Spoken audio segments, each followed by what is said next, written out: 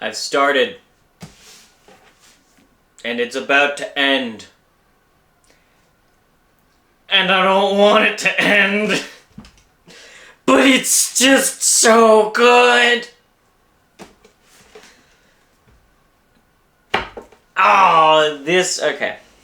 Okay. I have heard so many people say that this last trilogy is the best. Can't say that quite yet, but it started off amazing. This book, Fool's Assassin, is brilliant. I did not expect... I've been on this journey for about a year now. I'm going to finish it with about a year and a month as my total. And I'm not excited for it. And I also very much am, because this was amazing. It was an amazing experience. Now, I'm just going to go ahead and start talking about some of the themes.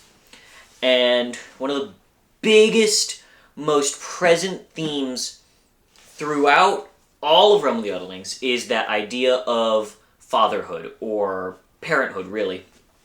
But I think fatherhood is given a specific role when it comes to the Fitz books. Because Fitz is a boy, and when you're a guy, you typically need a father figure. More than you need... Well, you need both, really, but a father figure really helps in terms of... Or, as we see in this series, we see how Fitz really looks up to these father figures and how he takes so many aspects, and all us guys do this. At least I think we do. Take aspects of our fathers, of our father figures, and apply them to ourselves as we see fit. And Fitz Chivalry does that, and we are finally given the opportunity to see him here in, I should also say, mild spoilers. But if you're here, I assume you know a little bit and you're fine with that. Like, back of the book spoilers. I'm not going to spoil anything more than that. He is absolutely given the chance to be a father. And it's so... Seeing his relationship between Fitz and his child, and how Fitz has grown over these past years for him, for me, the past year. So I started all the way back in October, and being able to see, or thinking of him as that kid who was 16, 17, 19, and now he is an older man, he's 50 or so, is really baffling, because you see the amount of growth, and it's insane. We see him as an older man, and we see how he continues to move throughout this book, and how he begins to finally deal with, or as an older man, I should say, he starts to deal with grief. That's another major theme in this book. We have themes of parenthood, and then we have themes of grief. And I feel like both of those are really important in this book. And what I think is very interesting is seeing how Fitz and his child react, or interact with one another. I loved how, and of course I'm going to keep it vague so that you can go in without being spoiled. And I loved being able to see how Fitz is able to really have this shot at giving fatherhood a chance, and when he does, he consistently fucks up. But then again, it's Fitz, and he's a human, or, well, he's a fictional character, and I think he's a human, okay? But he fucks up again and again and again and again. And seeing him do that and try his best all the same is absolutely wonderful, because he tries to care about his child in every way that he can think of, but he still screws up. And I think most of us can relate in being frustrated with our parents when they really were just trying their best. And I love some of the scenes in this book, how it perfectly encapsulates how Fitz is... He's of course a flawed man, but he really does want the best for his child, and he's terrible at communicating that. I loved that so much. He's bad at communicating, and I think that a lot of the time, or at least I've had this problem with my parents every once in a while, we all screw up in communicating, and we go, well, you know what? We gotta talk it out. And I love that so much. We are able to go and see the small nuances of that. And when it comes to Fitz, we really get to see what happens when somebody who's been there your entire life dies. And so he goes through that reeling grief, that awful, awful sensation, which I'm grateful to not know yet. And we see how he goes through the motions, how this impacts everybody around him, and then he's just forced to do stuff.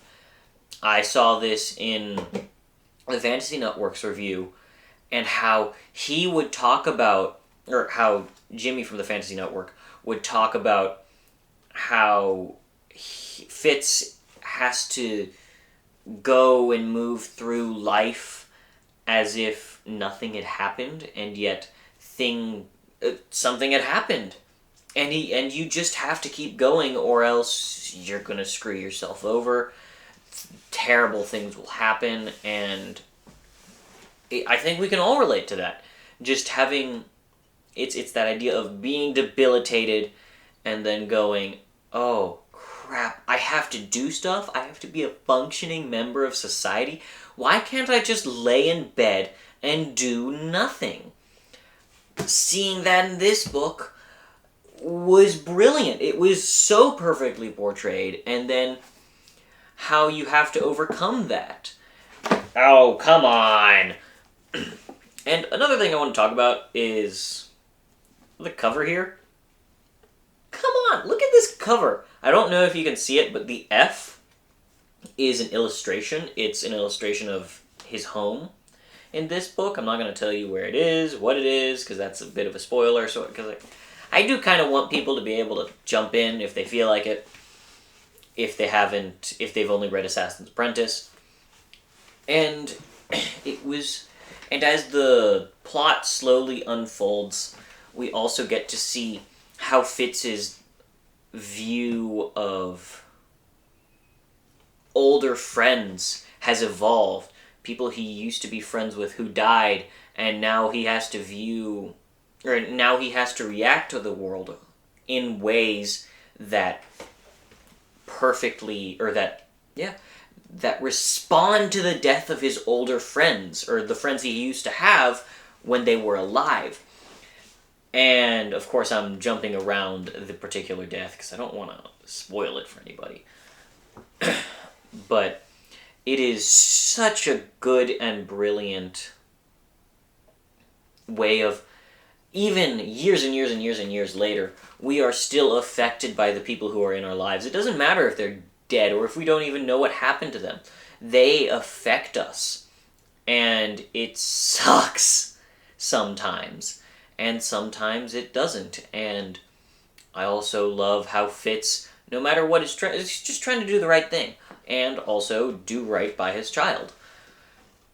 It was so good. And now I'm also going to kind of chop, chop, chop. The first part of this was spoiler-free. Now I'm going to dig a little bit into spoilers, just because, I know some of you have read this amazing novel, so let me give you my thoughts on particular scenes, what I've actually been talking about rather than dancing and jumping around the bush. And I love this. Okay, so, spoilers. Now, I'm allowed. One of the first things I want to talk about is how on the back is a butterfly. what was the word? What was the phrasing? So B, after the death of Molly, immediately says, when the bee falls to the ground, the butterfly comes back to change, or to make the world. No, it was something really amazing, to change the world. Or to change everything. Something of the sort. And I wish I knew it, but it was such a brilliant line, and as soon as I read it, I went, what? Reread it, and went, holy shit, the Fool is coming back now, come on. I had to wait 400 pages for that. I thought that the Fool wasn't gonna come back until... Or I thought that the Fool was gonna be back in like 300 pages, maybe 200. Why? Because that's what happened in Tawny Man. Like, 200 pages in, I'm back, my old friend Fitzy boy! Come here! Let's catch up! Anyways, I loved that. Probably my biggest gripe was the death of Patience off screen. I wasn't a big fan of that. Patience is my favorite character, okay? And I also love how on the cover there is a little bee here. We all know who that is. Another thing that really, really surprised me was the fact that... no, it didn't surprise me. I wish it surprised me. Was that we got a second POV. B is a POV. And that was such an amazing change. Excuse me. That I loved absolutely through the roof. I was looking forward to all of her chapters. She's grown... Hobb has grown as an author so much. And each book gets better and better and better, in my opinion. Except for Fool's Fate. I think Fool's Fate was the weakest of the Tawny Man trilogy. Fight me. Because it went a little bit more grandiose in scale, rather than that super personal. It was still super personal, but still. Anyways, back to Fool's Assassin. I thought that the Fool's reappearance, I didn't really notice it at the time, and then... as soon as Fitz stabbed him, I went... no, actually I did. It was when the Fool touched B, and then they both realized... or that when the Fool was saying, oh, I can't see. Oh, you've given me sight back, B. Or my child. That's weird stuff to me. B is his child. No, not quite. What? It's confusing me. But I believe that that will be answered in the future books. Now, one of the most interesting things was the prologue, and how, as we entered that prologue, we got those 3 mysterious white people, and how they're walking around, and they're looking for somebody, and then we see a corpse. And how Fitz hints, yeah, that was the Fool. God damn it, I missed a message from the Fool. And then you feel his hurt at that, even in the small lines that he mentions it. And another... there was one of the epigraphs. I love the epigraphs from Hobb's books, most of the time, in the Fitz books in particular. I didn't like the epigraphs from Rainwald Chronicles. I thought they were boring. And the epigraphs here, there was one epigraph from B talking about her dreams that I loved so much. It was her describing two wolves running in the dark, and I loved that so much. And then how she describes it feels free. And I loved that a line came to me in my head. When men dream of wolves, they often dream of freedom. And I loved that so much. I wrote it down somewhere. I'm going to use it. I totally already want it. I love it so much. But it was so brilliant. And actually, no, I am brilliant. But Fool's Assassin was just so good. What else am I supposed to say? I loved the... I do actually want to talk about one more scene. And that is the scene where Fitz kills the dog. I loved that scene so much, and because it characterizes Fitz and how he still reacts to, or how he interacts with the world because of the death of Night Eyes. Oh, another thing. Night Eyes. I had been theorizing throughout the entire book that the Wolf Father was Night Eyes, and then when we got that hit at the very end where Bee is in a dream and she's talking to Night Eyes, and I'm just sitting there going, oh yeah, let's go! It was amazing. I was just pumping my fist. I was so close to tears. But it was amazing. I was so happy. Night Eyes was back. And of course he's not really back, but he's inside B. And I don't care. He's alive in some form or fashion. And that makes me happy as all hell, okay? Oh, it was so good.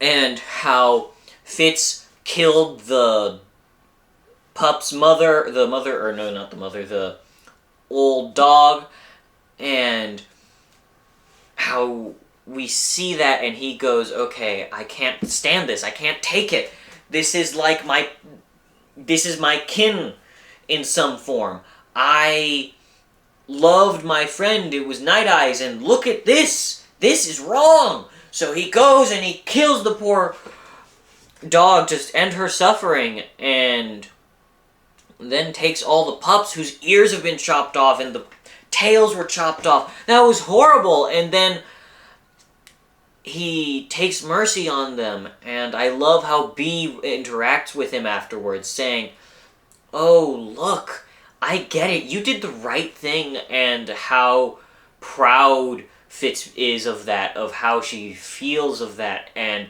how happy that makes Fitz. I loved it so much, and I also loved how it was very clear that Bee was jealous of all these different characters that were taking up Fitz's life.